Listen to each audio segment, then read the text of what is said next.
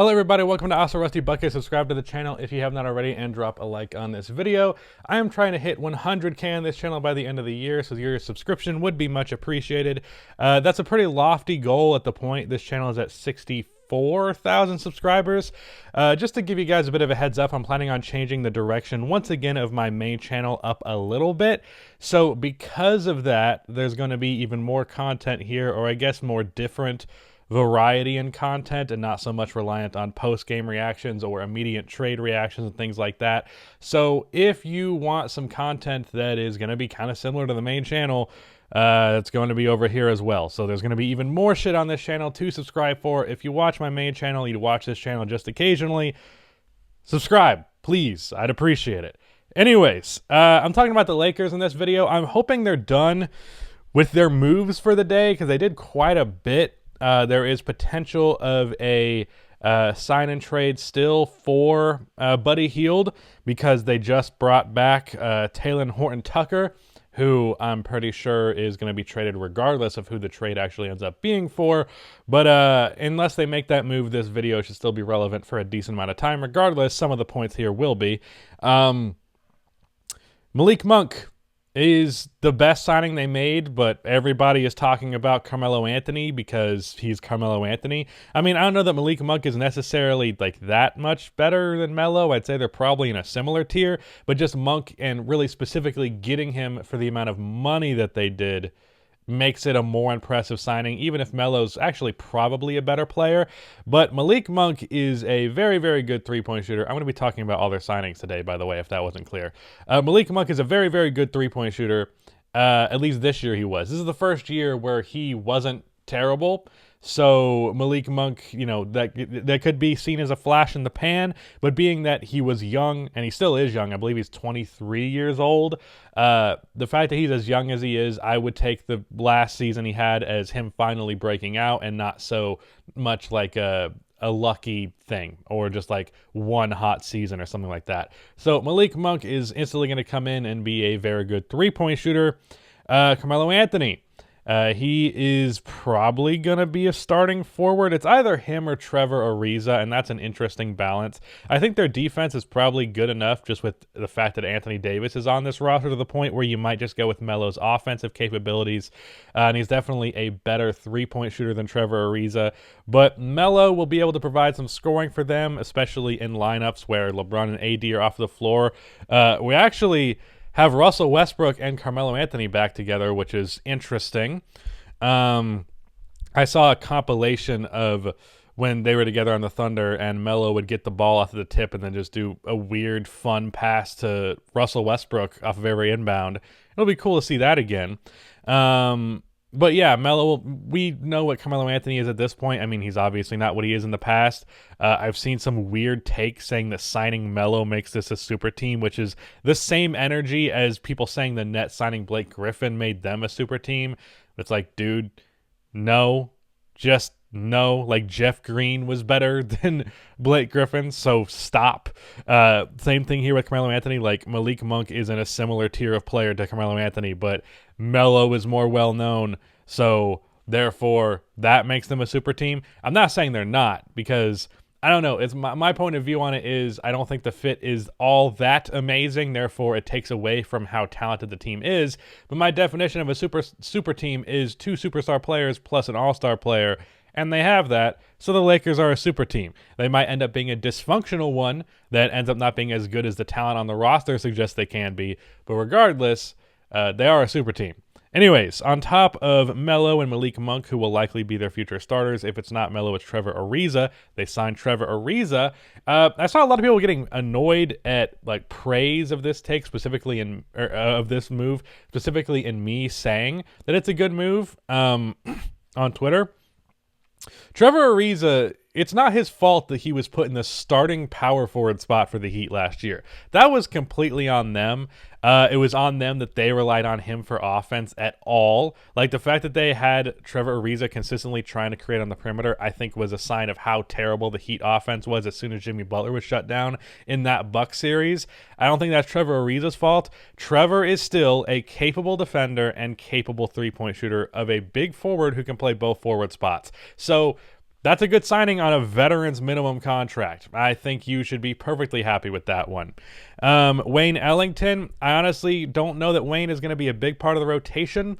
He's a very good three-point shooter, obviously, but that's literally it. So, I mean, I could see him getting spot minutes for sure. But I just don't know, especially come playoff time, that'll be more than like a 10, 15 minute per game guy max. Same kind of goes for Kent Bazemore. Now, I actually think Bazemore has the potential to be a bigger deal of a signing than originally some people might think. Bazemore is one of those players who is actually good, but has this problem where he thinks he's better than he is, and because he does so many dude, you're not that guy type of things in a game, it takes away from the things that he's actually good at.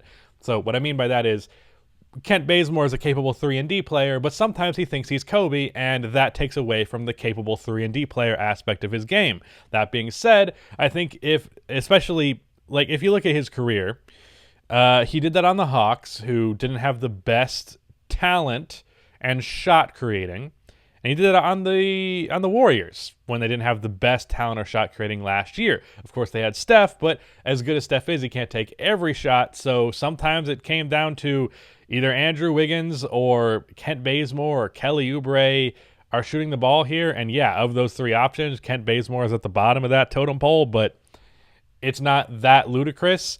I could see a world where he's really honed into his role with the Lakers, with LeBron and Anthony Davis and Russell Westbrook all being there. Like, obviously, Kent, don't shoot the ball outside of a catch and shoot when you're on the floor with those guys. At least I would hope that would be obvious. If it's not in this situation, like this is the situation that's most hopeful to hammer that out of Bazemore's game. And if that does happen, he'll actually be a good rotation player for them. Dwight Howard is back. I don't know why he left to begin with. It seemed like a perfect fit for both sides, and he got like the same amount of money from the Sixers as he would have got from the Lakers last year, but whatever. He's back. I feel like he only plays the minutes that Anthony Davis doesn't play. Like, Anthony Davis needs to be playing center most of the time, or at least specifically come playoff time. Like, I understand the point of like his injury stuff and just like not wanting him to have to be as physical throughout the regular season, but at least in the playoffs, no Anthony Davis at power forward, period. Like, I don't want to see a minute of Anthony Davis at power forward in the playoffs. So Dwight should pretty much play like, let's say AD averages 38 minutes a game in the playoffs. Dwight should play 10, and that's it. So I don't know that that'll be that huge of a signing, but at least those 10 minutes will be good.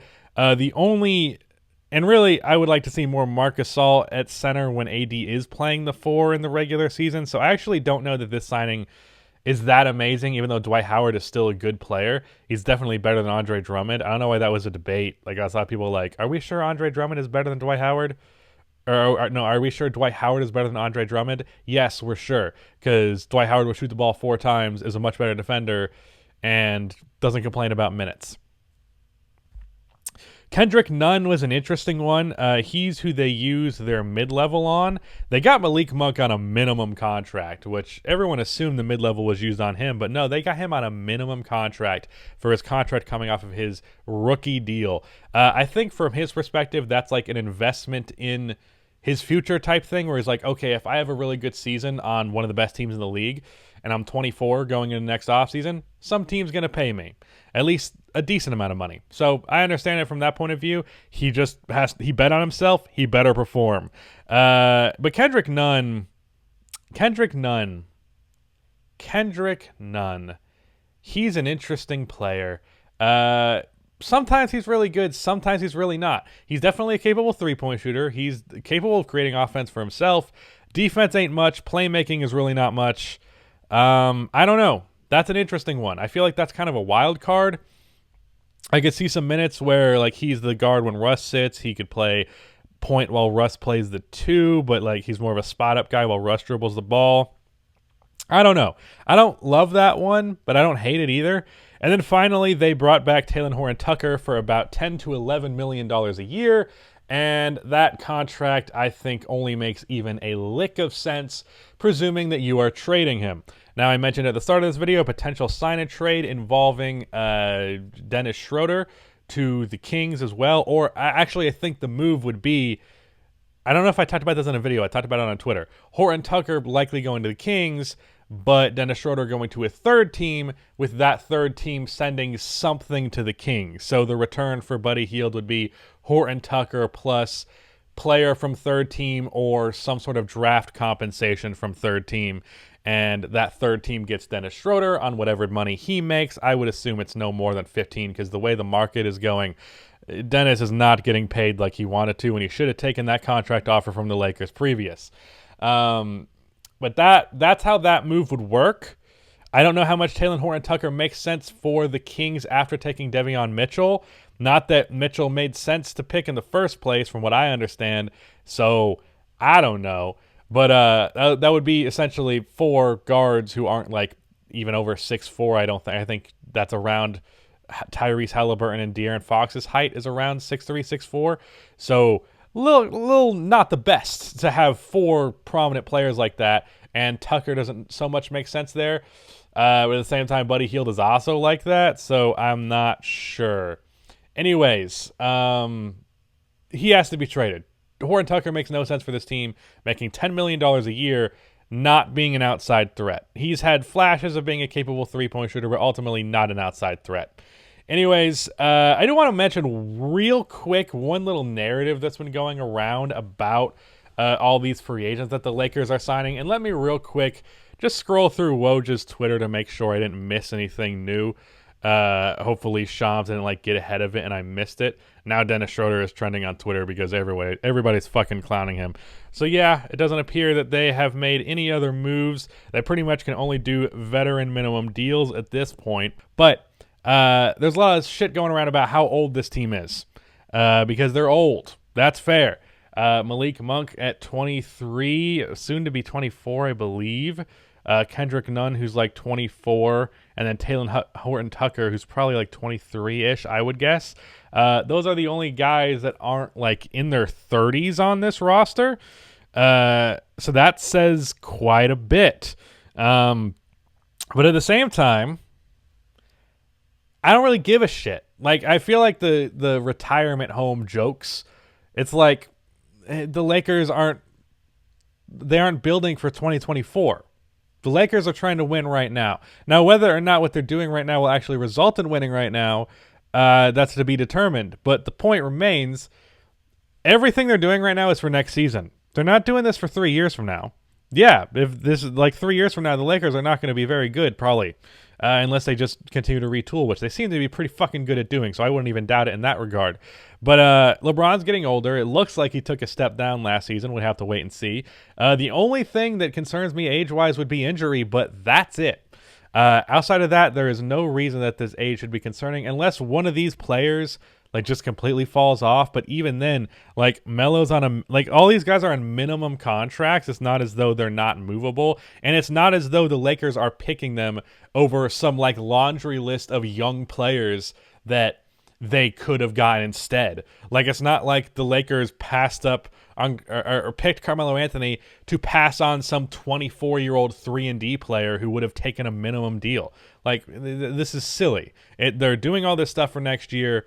It makes sense to do it for next year. We're not talking about 2024 here, and it's not like they're passing on better options. So we'll just leave it at that. Yeah, that's what the Lakers are doing. I think they're doing a damn good job. I'm planning on doing a Lakers video on my main channel after I do a video about the Bulls because, come on, I've got to talk about the Bulls. Anyways, that is it. Goodbye.